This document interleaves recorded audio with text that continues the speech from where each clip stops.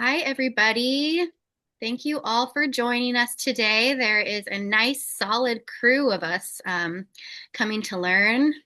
I'm so excited about how many people have joined and registered for this continued of our third series webinars. So thank you all for investing in your education. Just going to wait for a couple more people here to join. And as we are waiting, I will just welcome you. I am the outreach director from the Hawaii Farmers Union and Hawaii Farmers Union Foundation. If you don't know what the Hawaii Farmers Union is, we are a charter of the National Farmers Union, which is the longest standing agricultural organization in the nation. I think they're celebrating over 125 years now. Our chapter has been in Hawaii for about 16 years now, and we are the largest, fastest growing chapter in the nation. Our efforts focus on education, advocacy, and collaboration for small family farmers. So the Hawaii Farmers Union is always fighting for our small family farmers, and we always encourage you to join as a member. If you are not a member, you do not need to be a farmer to join to help our efforts. A big portion of your membership fees go to helping us fight at the legislature for these types of programs, as well as legislation, and then partnering with educational programs like CTAR, like we're going to have today. So thank you all for joining. Just waiting for a couple more people. While we are waiting, I'll pop up a little poll for us to play with and just make sure that that works. 1 second, launch this guy. Awesome. So we'd love to know how many of you in this call are Farmers Union members. If you can just select yes or no. If you are not, you can become an individual Hawaii Farmers Union for $50 a year. That is less than about $3 a month. When you do join, you get a 10% Johnny's discount. And if you are a farmer and you spend more than $500 a year on your seeds, that pays for your membership automatically. We also have Ohana memberships for $100 for 4 family members, and we have business Ohana memberships for 8 members, and you can spread that to your employees. So we got a nice even split. Looks about almost 60% of us are Farmers Union members, and thank you all so much for joining. Oh, it looks like we have some other members joining from different areas too in the chat. And then about 10 of you are not. So if you have any questions about joining and the benefits that are in there, please drop them in the chat. That's what I'm here for. So I'm going to end this poll itself in one more second. Second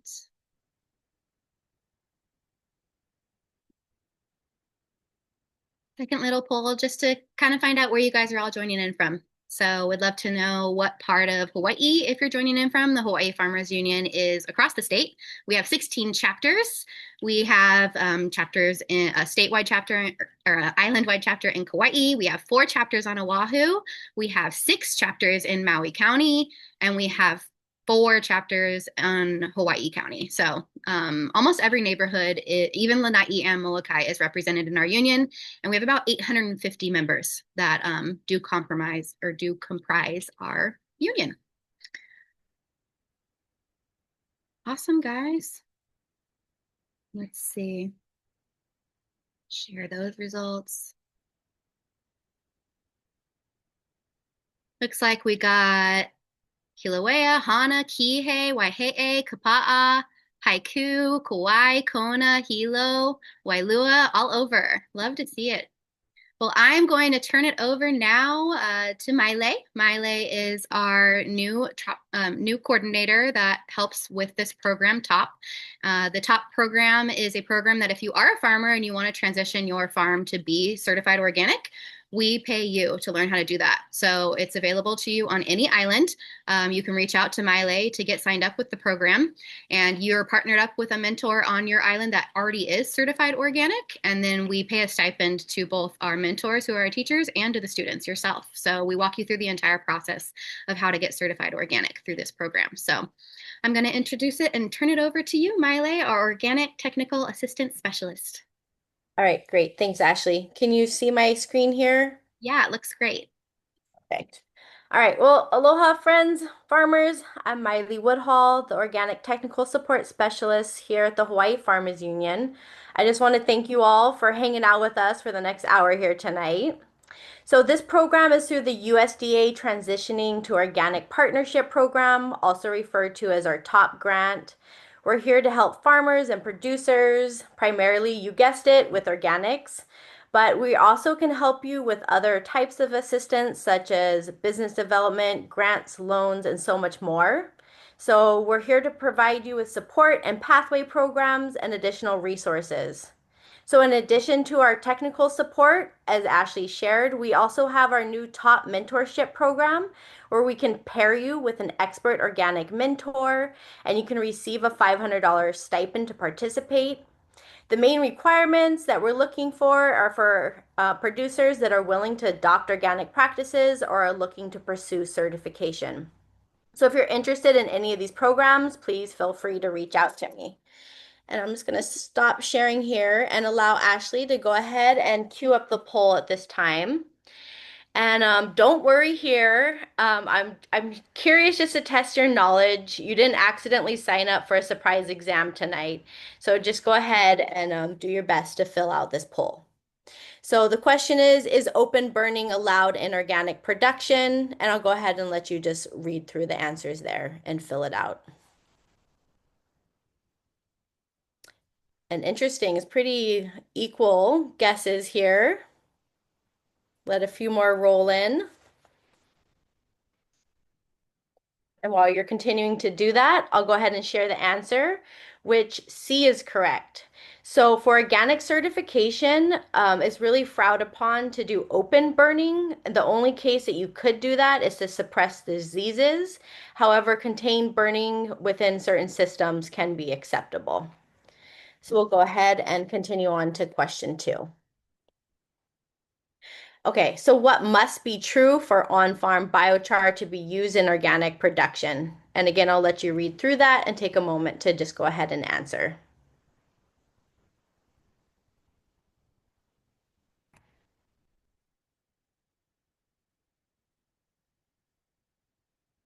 Great, love it. A lot of people guessing D, and that's correct. So all of the above. So basically, we just want to make sure that it's clean, controlled.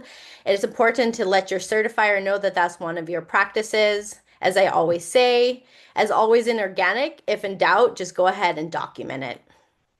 And continue on to question 3.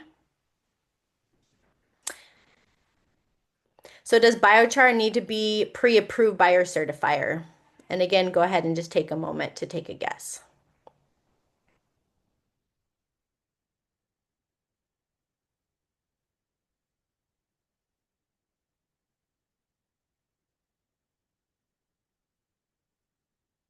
So interesting. Yes, about split for A and D. So the answer is actually A, that you do need to let your certifier know that that is one of your practices. It is required because it would be considered an input. So yes, you would want to let your certifier know. I always say this is definitely one of those things. Just ask first and then apply later situation.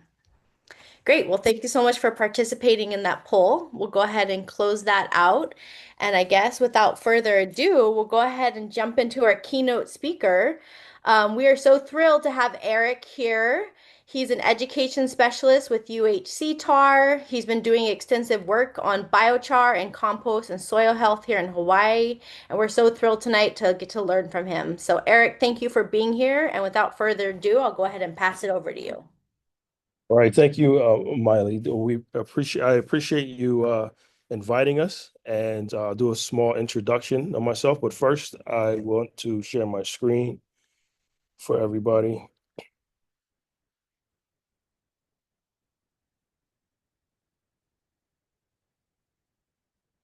Okay, how is that?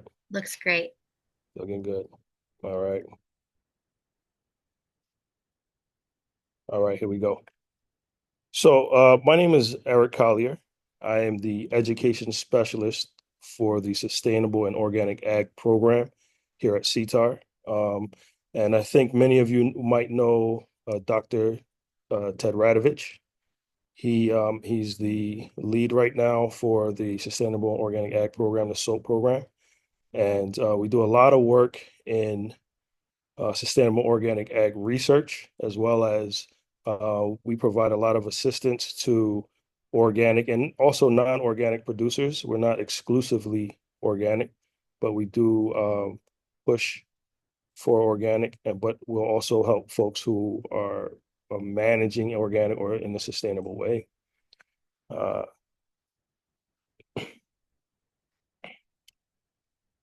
so I want to introduce you guys to the Hawai'i newsletter. I don't know how many of you guys are currently subscribed to that. We actually have a little over 1,300 subscribers at the moment, and we hit all kinds of people. At the moment, it's about 50-50, you know, organic producers or producers and home gardeners. So we touch everybody, all communities in Hawaii with the newsletter. And we it's a quarterly newsletter. The next newsletter will come out in December, and it's filled with a bunch of research, brand new research data from various different departments within CTAR, as well as events, grants, something special for new farmers. And we also want to feature a farmer every issue. And so we're always looking for new farmers who are who are producing some really cool things. And we just highlight them to let everybody know all the different farmers. And if folks are interested in looking at the past issues, we have the issues all the way archived on our website, all the way to the very first issue. And I believe it was in 2009. And so we are now at issue 60 coming up in December.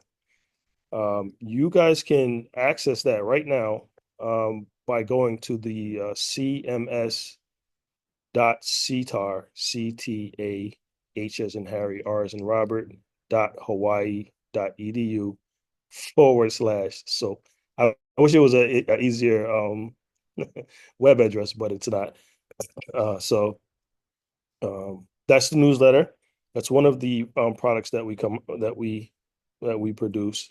The next one is we also in CTAR, we also have a lot of free publications from back in, maybe the 60s, 70s, which are still relevant today because we're dealing with living and breathing systems. And so a lot of those things are relevant today, even in the light of climate change. So there's publications on how to produce the best way to produce tomatoes, peppers, kalo, breadfruit, you name it. It's all there and it's all free. And we also have some of our chapter publications, like for example, this tea time in the tropics. We also have things for agroforestry, which is very relevant. That's up and coming as well.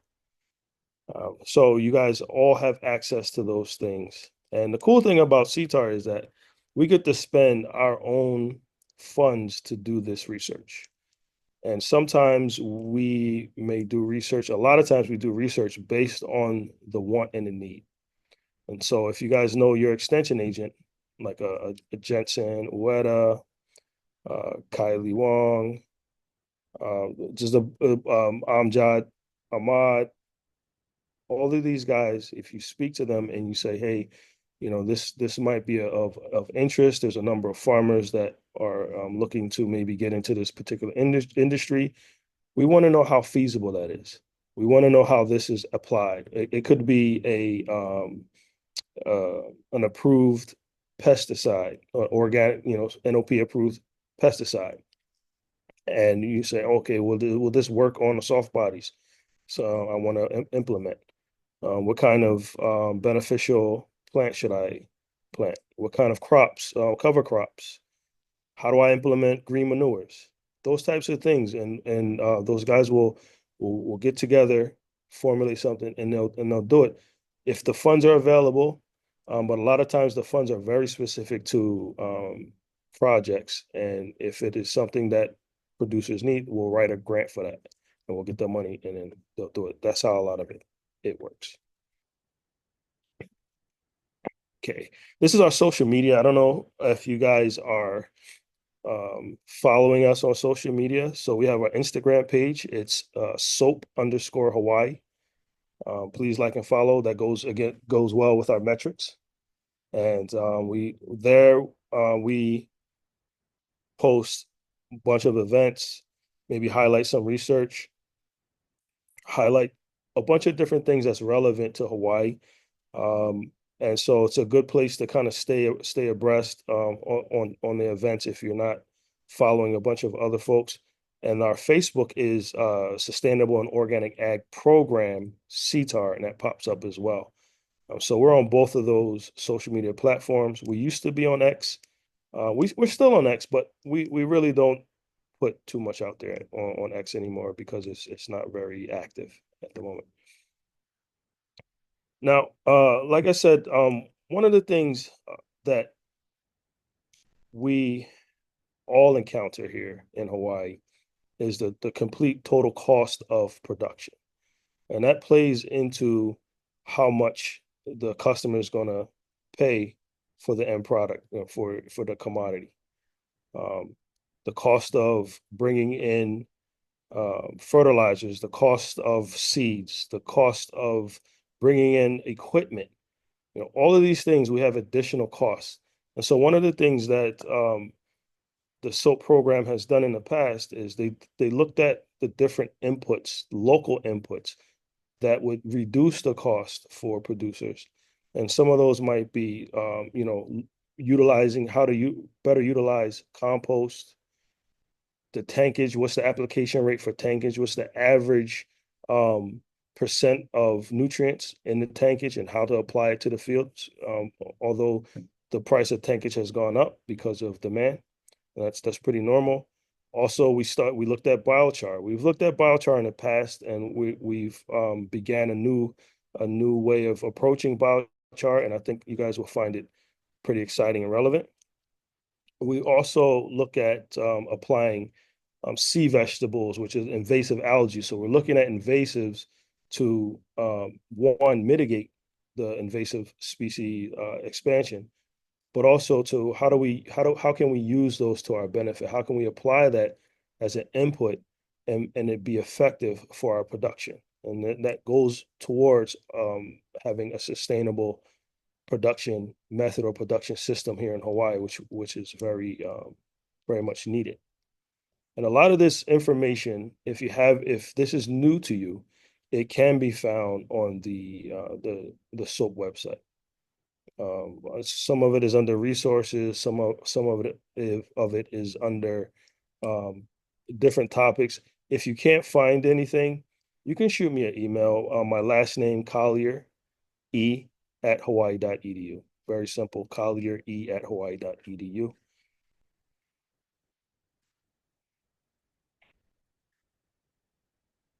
Okay, so I'm sure you guys are familiar with biochar. Um, Biochar is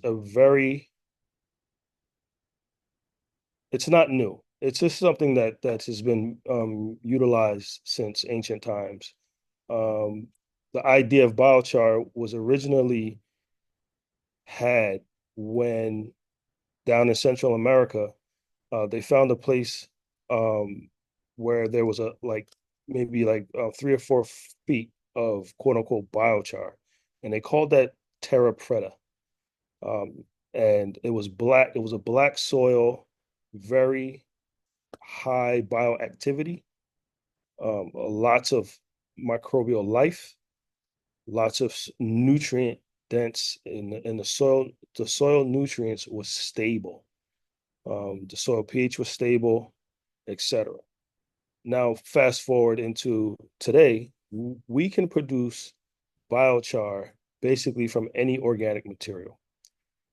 It could be, a lot of times it's just yard rubbish, um, cardboard, wood from a what you call it, construction site, but we know that in organics, we can't use treated wood. So it has to be all untreated. But typically, if you're buying biochar, you want to find out whether or not the feedstock is feedstock, meaning what they use to make the biochar.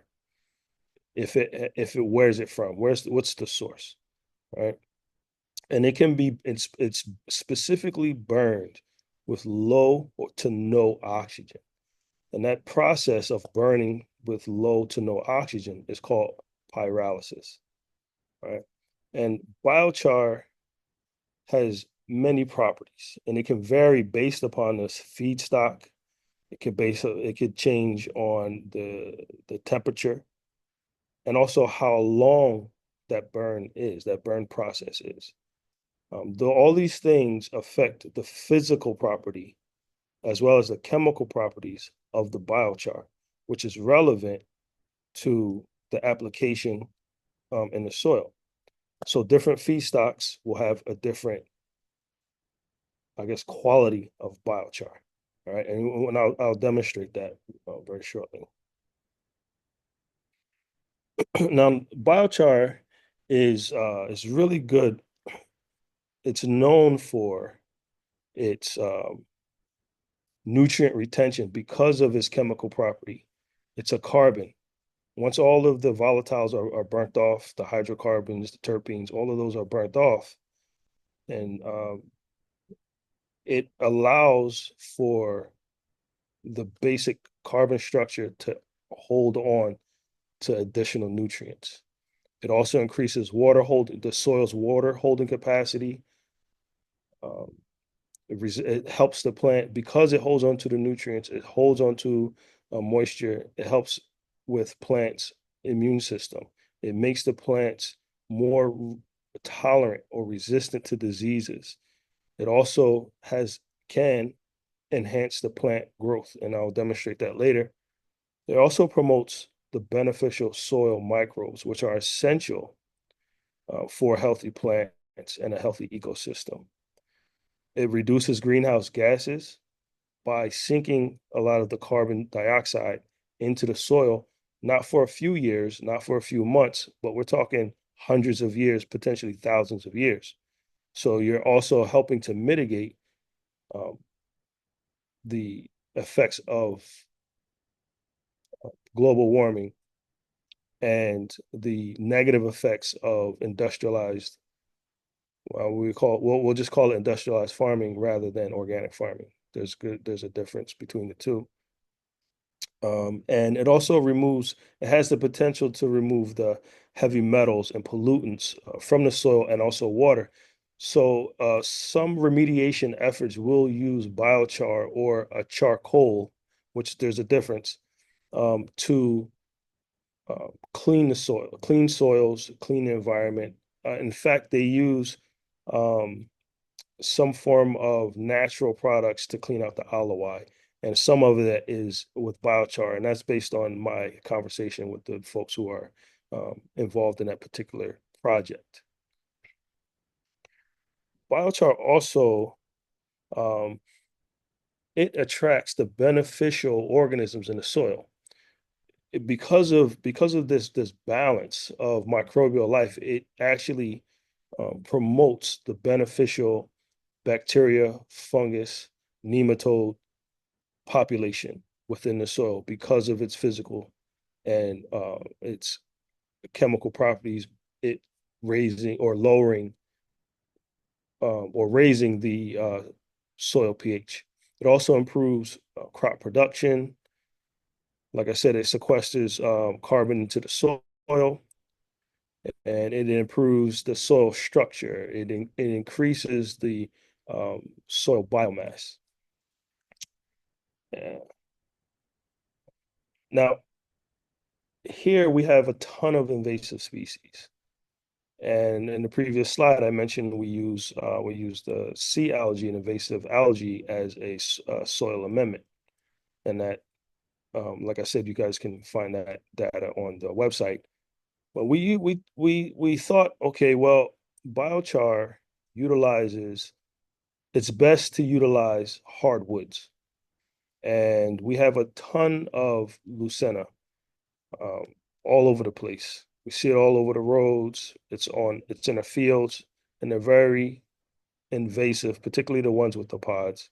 We also have the what you call it, the guava. The guava is a hardwood as well. And but this in this particular experiment, we didn't use guava. We decided that we would use the Lucena. The Lucena is very it's a semi-hardwood. It's not a hardwood as the guava, but it's a semi-hardwood.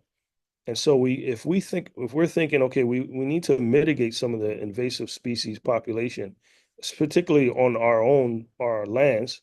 We have Lucena on all of our stations all across the state.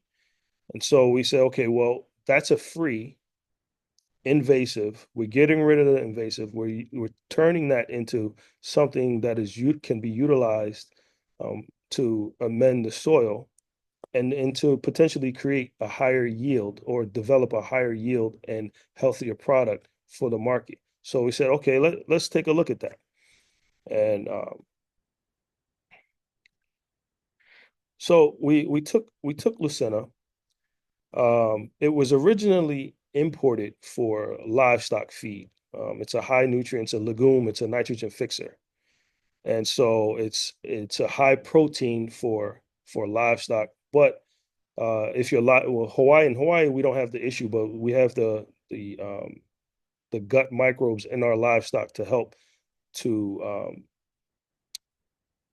ferment the Lucena leaves so that it can be better utilized, and it actually lyses the anti-nutrients to allow for the protein to be absorbed in the gut. Now, if you were to take a livestock species or cattle from the mainland and brought it and bring it here, you would have to inoculate that particular livestock gut with those microbes.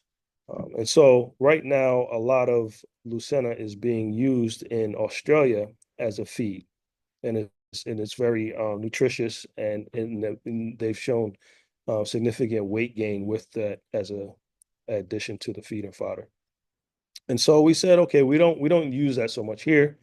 Let's chop it up. Let's use it as a biochar. And we'll talk a little bit about the biochar. So we used the Lucena and we made the biochar. And what we did was, okay, so how do we know what quality of biochar, that we have? We know that we made the biochar. We knew the conditions that in which it was made, but how do we know if it's good? So what we did was we took a commercial biochar and we did a biochar and we got it tested. So we did a biochar analysis. And what we saw was that the biochar showed and when we're comparing the Lucena with the commercial, we saw that there's different parameters. We saw that the Lucena had a greater surface area than, excuse me, I can't, my eyes are bad. The Culterra. It had a greater surface area for the Culterra. And maybe for some folks that may not mean much, but surface area is very important for a home for your beneficial microorganisms, your bacteria, your fungus, your nematodes, and all of the microorganisms that are beneficial to the environment. And so, I'm so sorry.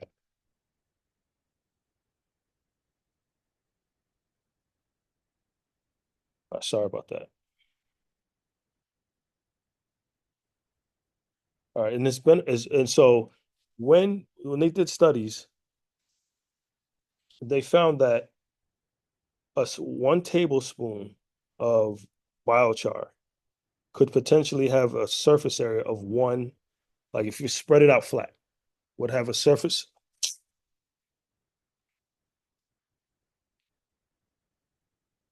area of a football field.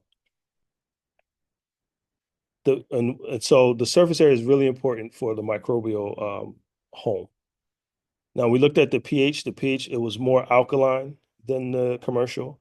And then we also looked at the aluminum. If we're looking at the aluminum, we don't want more aluminum to add to our fields. It's a negative element in excess, right? And so we looked at the commercial. The Culterra had 1,300 percent more than the Lucena. So we know that our feedstock, our biochar quality was pretty good. It was seemed to be better than the commercial. So okay, so we did an analysis. So we did a we partnered with Hawaiian Earth Products, and we incorporated the biochar, and we didn't use the Lucena biochar because we didn't make enough. You see the volume of biochar there. So we said, okay, let's use the commercial because it is biochar, and we did the analysis, so we know where we are. And we use the commercial to incorporate it into the biochar assisted composting. So we did a one batch with biochar and another batch without biochar. And so we looked at the biochar assisted compost. We did a comparison. We looked at the nutrients and the micronutrients, and there were some differences. Some people would call them significant. It depends on the particular parameter. Like for example, the potassium. Mm, it's you can take a look at those numbers. The pH was about the same, right? So we took that information, and then we also looked at the um, the compost rate. The biochar assisted compost pile, the microbial action that causes the heat, it was on average of about 8 degrees higher than the non-biochar system, which kind of speaks to the microbial um, activity in the biochar assisted compost. Also, something to note is that the biochar assisted compost looked like it was matured. It became completely composted about 16 days earlier than the non-treated compost. Additionally, we looked at the CO2 levels, which correlate with the microbial uh, growth cycle within a compost pile. And that's based off of Hawaiian Earth Products um, parameters when they look at the way that they produce their compost. Now, so we're looking at all these pretty good parameters in comparison. So you add the biochar, it looks like there's probably a lot more microbial activity, which is the whole point of compost, right? And so that's what we would call charging the compost. When we inoculate the compost, when we put, or excuse me, it's charging the biochar when we inoculate the biochar with a microbial life. And you can do that in several ways. One is adding it to your compost. You can also add your biochar to a compost tea.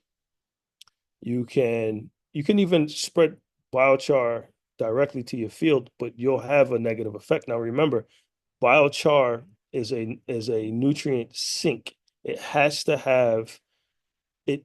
It's like if you ever think about it like this, if you ever put charcoal or coal in a like a smelly trash can or something, it absorbs all the smells, right? And it that's what it does in the soil. It'll absorb all the nutrients. It'll absorb what's around it, which would cause a negative effect to the growth of the plants. So that's why it's important to inoculate the biochar first, because then the biochar will then help to behave properly in the soil, and it'll be beneficial to the plants. And so we looked at a little bit further, and we looked at we did a trial with the biochar assisted compost versus the regular compost, and we wanted to see, okay, what was the effect of that on the plant growth. And so we did a parameter here. We looked at the plant height, and the plant we noticed that the biochar assisted compost had a bit of an advantage on this, and the plant that we used was sweet corn. Okay, so there was a little bit of an advantage with the biochar assisted compost in comparison to the regular compost. We also took a look at we took weights. We took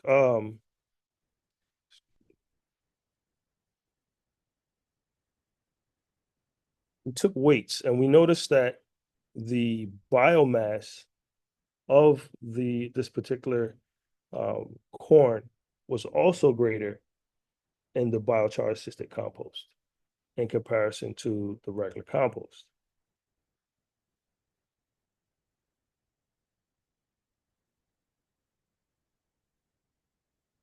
We also took a look at the biochar assisted compost in comparison to the SPAD percent. And we noticed that the biochar assisted compost was also slightly higher. So we're looking at all these different advantages or benefits with the inoculated or charged. Some people, I guess we can talk about the nuances between those words, but the charged compost with the biochar and regular compost. So we're seeing this consistently. We also looked at the nitrogen content, saw the same trend. Okay, so we're seeing a trend to a more positive um, outcome with the biochar assisted compost in comparison to the regular compost. So then we took the soil analysis and we looked at the different parameters, and we noticed that the um, we did a pre and post trial soil analysis.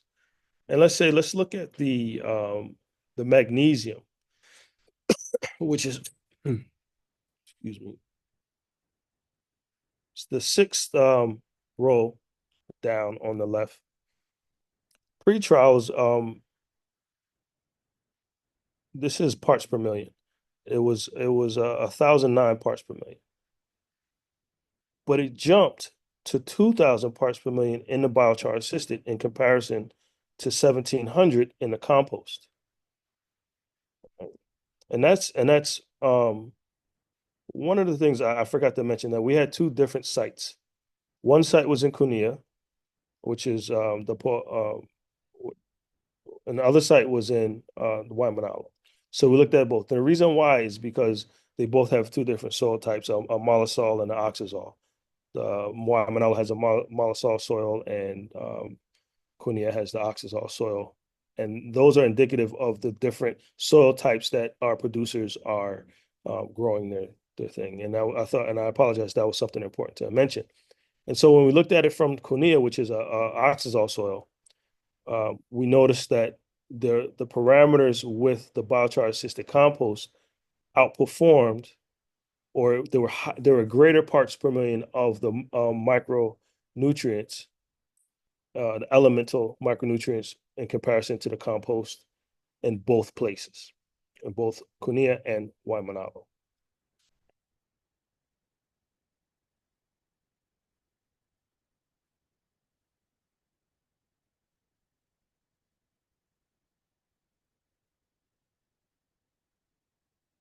So then we did another field trial looking at just the sweet corn, and we did an analysis on the sweet corn's growth and the parameters just with the sweet corn when we just treated the soil with biochar compost. And we did those in both places. We did it in Waimanalo Again, it's a mollisol soil. It has a fairly somewhat acidic, little bit more acidic soil.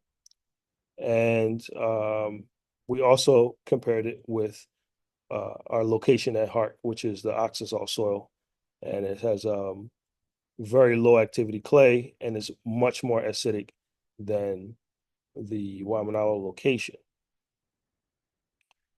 So what we did was we did a comparison. We took the biochar and we also added fertilizer to the field. And so we incorporated those into the field in the top 4 to 6 inches of the soil layer. And we did it by percentage weight, and I believe that was 4% of biochar incorporation. We also I guess the rate would have been, it was a 4%, would have been about five tons per hectare. And the compost was then applied at 10 tons per hectare. And we use basic drip irrigation as usual in these field trials. And so in this picture particular, you can actually see the difference between the biochar and no biochar treatments. We're not supposed to kind of look at it like that, but just walking past the field, you can see the difference in the So treatment. you can burn if you do it controlled, or you can't burn.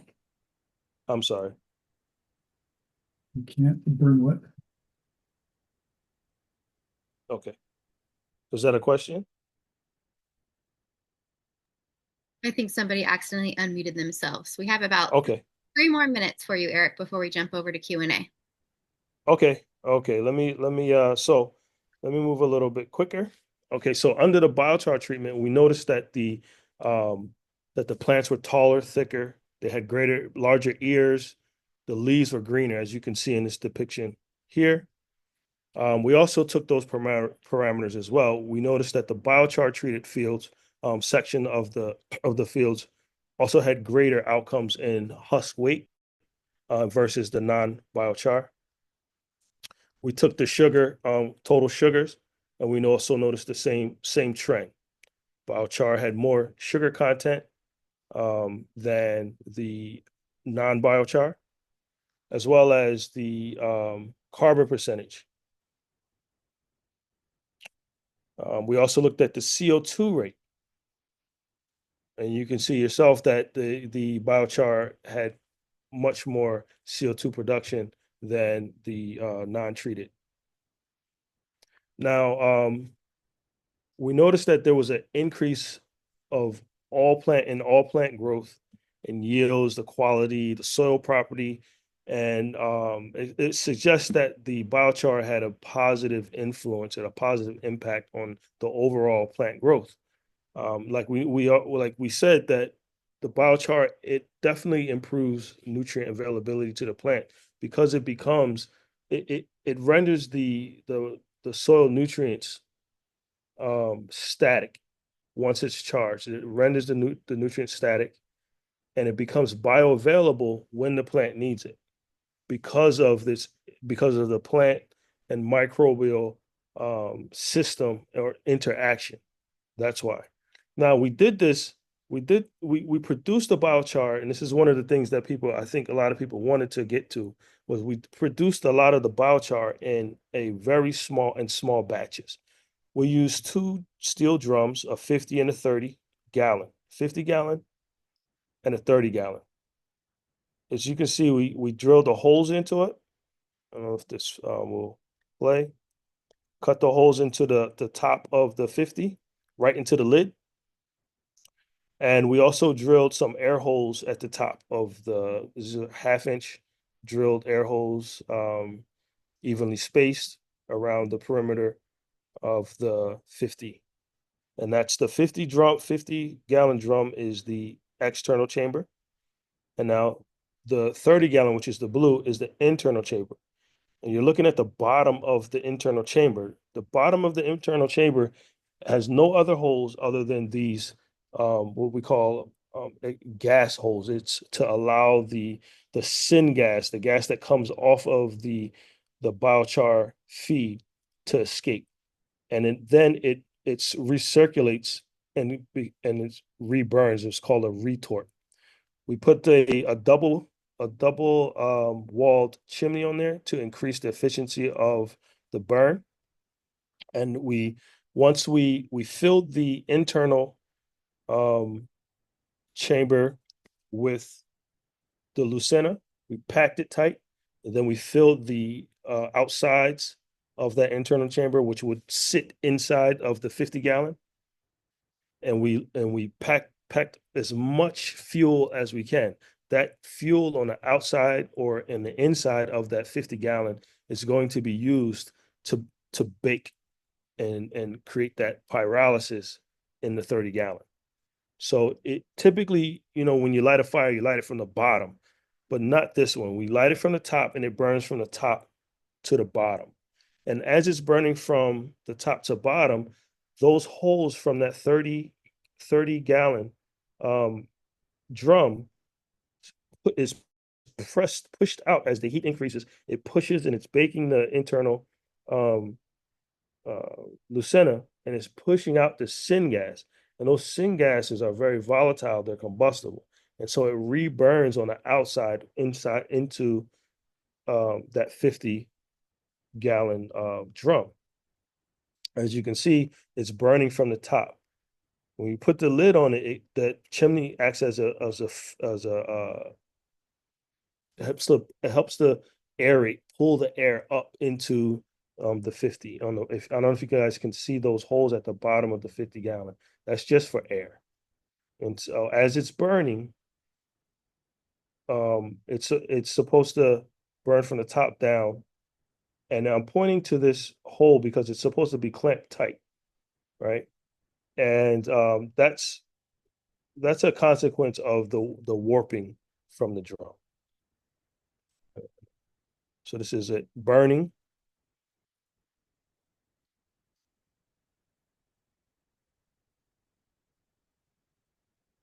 Then you see that eventually, when you have a retort system, eventually there's going to be a point where the um, the burn is clean, and that's the whole point of this retort system, is that the burn is clean. You see, there's like no smoke because it's already being that syngas is being reburned, that smoke is being reburned. At the end of the burn, you'll have this biochar. This is what's inside of that internal chamber. And then you have this biochar, and this is what you get. Sorry that I rushed through that, but No, that was so cool. I mean, that was amazing. Well, we have some questions. I'm gonna hop through. Um, stop sharing.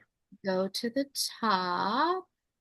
And this one's going to be for you and Miley. So Ashley asked, does biochar apply to human waste or just green waste? So I think she's asking, can you use human waste in your biochar as an ingredient? Has that been studied? And then I'll let you both speak to those answers. You can go ahead, Miley.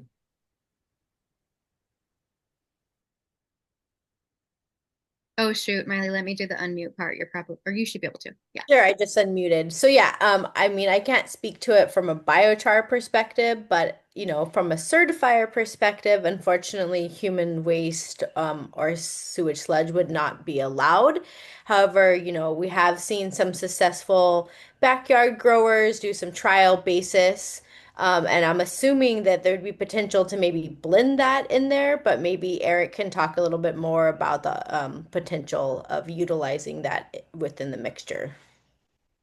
Yeah. So let's think about today. In back maybe a couple thousand years ago, or it could be a couple hundred years ago. Human waste was used as a manure for crop production, and it is being used today in different parts of the country. But right now, we don't use that. There are some companies who want to use sewage sludge, and they process it to at least sterilize any pathogens out of it, and they want to use that as a soil amendment. Now, I wouldn't recommend today, day and age, I wouldn't recommend using human waste unless you're the only person using or eating your crops. I wouldn't because one, we also have those pathogens. We don't know the efficiency of sterilizing those things. We don't know the outcome, long-term effects of continuous use. But also we have pharmaceuticals that are coming out in our waste as well. And so what you're potentially doing is adding that into your soil, and it gets stuck in there because the biochar will sink it in there, and it potentially could be picked up by your plant depending on the chemical structure of that pharmaceutical. So I wouldn't do that, but you can use processed animal manures as a fertilizer as you would normally, but it has to be processed unless you're doing a addition, adding your biochar to your compost, which you're adding your animal manures to it. You could do that as well, and then that becomes processed. That becomes because it's reaching that temperature, that recommended temperature from folks. Hopefully that answers that for you, Ash. Most of our studies and surveys are for using in farming. So I know you're asking maybe to just to be able to mitigate it and get rid of it, but most of our studies that we have are using it for the actual use of farming on your crops. Okay, a couple of folks just wanted to clarify that I won't want to say it wrong, but Luciana is Koa haole. It's the same plant, yeah. Okay. Same, yes. Yeah. Okay. Freddie, and you can unmute yourself too if you'd like. Were these two different batches inoculated with the same microorganisms, or does that not matter? I think you were talking about two different batches at one point. Yeah. So both batches were inoculated with the same compost. We don't specifically select the various microbes, like if you were culturing one specific microbe. We incorporated it into the soil. One trial was incorporated into the soil, which it has its native microorganisms, and the other one was added to compost, which would have its um, microorganisms in there. Perfect. Miguel, if you want to unmute after I ask your question, but is there a specific ratio of biochar compost for optimal inoculation, or would it be crop specific? No, there isn't a particular percentage. What we did with the compost, it was I believe it was a 2% biochar to compost um a mixture. But if you're using it on farm as a producer, you can, I mean, the study was for on 2%, and the field study was for 4%. When you're inoculating your biochar, you can inoculate it at the 2% with compost, or you could drench it with the compost tea, um, and then apply your biochar after it's been inoculated onto the field at that 4%. Perfect. Freddie asked another question during your presentation. Are the mechanisms behind the decrease in aluminum known? No, that was a phenomenon we don't know. That's more something for a that's for a chemist to break down, and we don't have that type of you know technology right now. We can send it out, but it's very expensive. That biochar analysis was very expensive, and so there are some limitations to that. But that is a good question, and that's an important question as well. Awesome. Yuki asked, was the Lucena green or dried? Uh, when we use it for the biochar, it was dried. It has to be dry. All of your fuel that you're going to use to make biochar has to be dry. The moisture content, the drier, the better. Otherwise, you won't have a clean burn, and you won't be making biochar. It'll be a bunch of ash. Perfect. I don't know if I'm saying your name right, but Sokta. Is there anywhere where they can purchase a biochar maker? Anybody that you know, or is everything you've seen kind of DIY made on farm with things that you get? No, they do have commercial. In fact, I didn't put in this presentation, but we purchased a commercial paralysis chamber. It's very good. It's very nice. It's well designed. But for the purposes of keeping, it's expensive, and the name of the company is slipping me. But I can easily share that information for those who are interested in purchasing one. But for the purposes of our producers, we want to keep the cost low. And so we use what was on island, and we used a food grade um, drum, 50-gallon and 30-gallon drum. They have to be food grade. You can't have ones that have been used with petrochemicals, pesticides, fertilizers. It was food already in there. I believe it was like a puree, like a guava puree that was in those drums. So you have to be careful. It's a 50-gallon and a 30-gallon. And then we bought the chimney from Home Depot. And it's a double walled chimney. You can buy a single walled, but the double walled is provides a more efficient burn. Perfect. John Paul has asked if you can use HT pallets to burn, being supposedly no chemical. That's like is that the pallets from the stores, and what are you talking about? And John Paul, you should be able to unmute yourself if you're listening. I think you're on mute.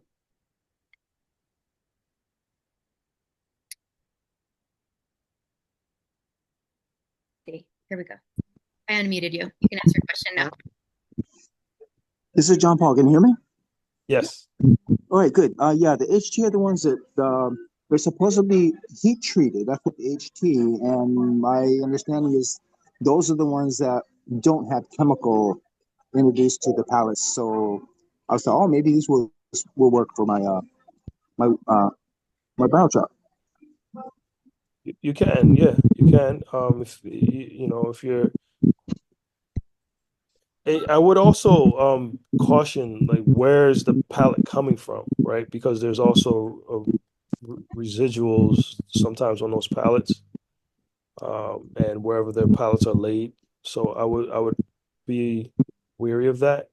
And that's the huge reason also why we encourage the using of the Leucaena or even the guava, because you can harvest those. You know where they've been. You know that they're not treated, and you can dry them yourself. In fact, we built a solar oven to expedite the drying, and all of that is free on the web, and you can be as MacGyverish, so to speak, all you want, as long as it's fulfilling your needs as a producer. Great. Miguel had asked a question. We're doing controlled burns of green waste to help reduce CRB breeding habit. In order to speed up the process, we are using gas-powered leaf blowers on our open pits. Would the end product not be suitable as biochar since it's not low oxygen? Um, yeah, I wouldn't call it biochar because it's not low oxygen. And also you're not the heat and it's low oxygen, high heat, and duration is what those are the three elements that you're looking for in order to get good quality biochar. But the biochar, the good quality biochar is very effective. So I would just go ahead and put together a retort system. It's easy. It's so easy. Just put it together. Of course, you're not going to burn the volume as you want, but you're going to get the good quality biochar. Once it stops burning, you quench it with water, then you inoculate it. And then so when once I want to mention this. Once you're burnt, you have to let it burn out. You don't put the fire out. You let it completely burn out on its own naturally. So once it's set up in a fire safe place, you technically A lot of producers on the mainland, they'll burn and they'll walk away. It's fairly safe. Once it stops burning, you open it up, and I don't know if you guys remember that pit, the internal chamber with the biochar at the bottom. You quench it with water. It doesn't do anything to it. It's just making sure that it's safe. Because remember, it's pure. It's not pure, but it's high carbon, right? So you want to quench it and then inoculate it, and you can store it. You can bag it up. It's super light. You can crush it up, make it as fine as you want or not, and you can add it to your seedlings, and then over time you're adding the biochar to your field because you're transplanting.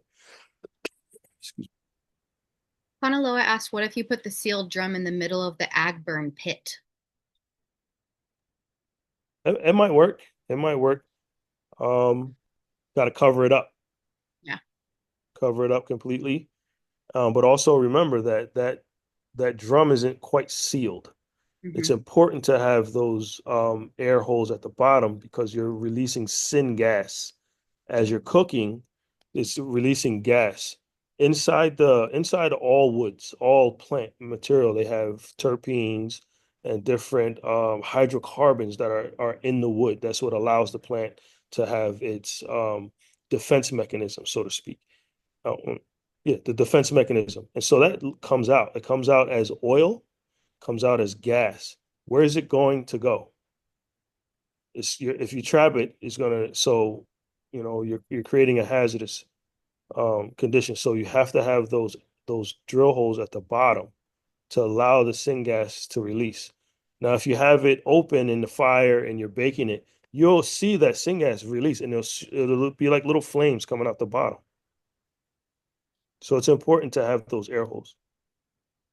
And then that water that you quenched it with, Freddie asked, does it need to be as clean as possible because of the high absorption capacity, or does that not matter? Just potable water. Freddie also asked, how are you inoculating or charging your biochar? I don't know if that's a long answer, but Oh no, you're inoculating your biochar with your microorganisms, and your fungi and your nematodes, your soil life. You're inoculating with that. You're also charging it with nutrients, and that could come from a green manure. It could come from a fertilizer. It could come from even within your compost itself. Compost has some nutrients, right? You can even add into your compost. You can add a compost tea. You're brewing your compost. Oh, well, let's drop in a little bit of vermicompost in there to increase the microbial inoculation. Let that simmer and bubble out, and now it's inoculated. The key is that it has to be inoculated. It has to be charged. Otherwise, you're going to put it in the field and it's going to suck up the nutrients and everything else around it. And you're like, oh, biochar sucks. he added to that, oh, where do you source the microorganisms from? Your soil, Your soil. from your environment. Your compost has everything that you need and more in it. When you open up your compost, you move it around, you'll see heat. If you have a hot compost, you'll see that heat rising. That's microbial life. Those are the bacteria and fungi. It's it's thermophilic. It's creating life. I mean, it's creating fermentation, right? So like if you're doing kimchi, that's fermentation. Those are microbes, lactobacillus. If you're making yogurt, microbes. If you're doing natto, microbes. Microbes are in everything. So you utilize that. Even Korean natural farming, microbes. The key here is that you want to have more of the beneficial microbes, which are in your soil. Your plants already have them. That's why your plant is part of the way why your plant is surviving, because the soil is providing everything that the plant needs in order for it to be healthy. And you're just adding that increased bioactivity into the biochar. And the biochar, because of its surface area, allows for more of the home. It's like if you have a tent and you're the microbe and you have a tent, you only have but so much space. But let's say you have a mansion, you have a lot more space. In this case, the biochar acts as the mansion for the microbes because there's more space for them to grow and to multiply and to live in. And once they're there, they unlock the nutrient as the plant needs because the plant will signal uh, to the microorganisms, kind of like nitrogen fixing um, legumes, and it's beneficial bacteria that fixes the nitrogen. It signals to the bacteria, hey, I need some nitrogen, and it releases it. It's the same thing. Hey, Eric, can you hear me? Yes.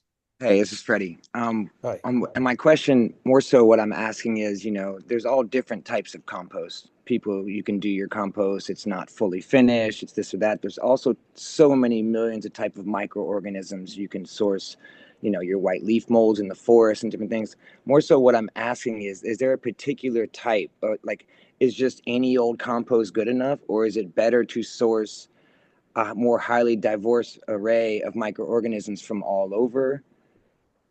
Does that make any sense? Yes, the more diversity, the better. The more diversity, the better. And I don't believe that the compost needs to be mature because when we added the biochar to the compost, it was at the beginning of a compost um, process. It wasn't at the end. And so the biochar assisted with the composting because of its properties. And when you're adding um, different microbes from other places that are beneficial, that's even better. It actually creates more resiliency. And just one more thing, like speaking on the compost, in the beginning stages, way more high in bacterial dominance than later on. Is this Typically, more yeah, typically, yeah. typically right? So would it be more so, site specific, plant specific on if you had your biochar absorbing tons of bacteria for more bacterial dominated loving plants, or later on so with more fungi for more, fruit trees, long older trees that would benefit more from a fungi dominance? I'll tell you, I wouldn't get caught up into uh, the granular aspect of it because you can keep going into this rabbit hole of being very specific in your type of fungus and what's the ratio between fungus and bacteria. You can know, but that becomes an entire laboratory of identification, and I think it's important to just add your local microorganisms, the things, and they'll actually it'll sequester more, it'll bring in more of the beneficials. In fact, the beneficials will eventually, if the soil is healthy and you're adding compost and to your soil after you've added your biochar, because the biochar doesn't go anywhere. And when you're adding your cover crops with the crop residues, you're adding more compost with more biochar, you're not disturbing the root zone as much and less till. That is that is going to increase your biomass. That is going to increase your soil nutrient cycle. It'll increase your soil nutrient content. It'll lock it in there. And as you are more strategic in um, your crop rotations and being strategic in that part of making sure that you're not planting plants that utilizing the same nutrients over and over and over again, creating this imbalance, you're going to find that eventually your soil will build such a nutrient profile that you will have to use less and less external fertilizers if you're managing it in a way that will provide as many and as much microorganisms, increasing your cover crop rotations, your diversity in cover crops, and you're adding your compost regularly, you'll see it in 2 years. You'll see it. So I wouldn't get caught into like, oh, let's add my this particular fungus and that. I wouldn't do that. Just compost as you would, add the biochar, making sure that you're keeping it inoculated, and it'll do its thing. Hey, You don't want to complicate it anymore then. Thank you, Freddie. I think this also goes along with Alana's question, but for charging, would you most recommend compost tea, liquid IMOs from Korean natural farming, or just regular compost, or does it not matter? Doesn't matter. Yep. It doesn't matter. We only use the compost for this particular experiment, but the key here is getting those microbes in there, Okay. microorganisms. Miguel asked, are there any safety concerns with handling biochar? He was told by a colleague that they should be using gloves and N95 masks. No. In fact, biochar, if you're sensitive, okay, if it gets powdery and you're sensitive, then use protection. But in fact, biochar, you can eat biochar. You ever see when you go to the pharmacy, you'll see those charcoal capsules. Anybody see those? Yeah. Right. So um biochar acts the same way. In fact, I had a stomach ache the other day. I chewed up some biochar and I ate it. It's carbon. It's carbon. And in fact, you can add your biochar to your livestock as a small supplement to increase their microbial, particularly ruminants. It'll help them with that. It'll help pull out all those toxins. It binds to heavy metals, remember, and it'll pull that out. And so, hopefully that answers the question. Two more questions I want to get in here and then we're going to let you go. But Katie has been picking up ash and charcoal from a pizza restaurant from an oven used to bake pizza. What's a good way to inoculate this to increase surface area for farm productivity? She's been putting compost and wood chips on top of the charcoal ash that she puts around fruit trees at drip lines. Are both ash and charcoal good in the garden, or one better than other at different purposes? Different purposes. Ash is different than charcoal, but I want to emphasize that charcoal is not the same as biochar, right? So the pizza oven charcoal that you're getting has tons of oxygen in it. The biochar is produced in a low oxygen to no oxygen environment at much higher temperature than a pizza oven. Pizza oven is about between 450 to 550, right? A biochar, we 500 and up, you know. And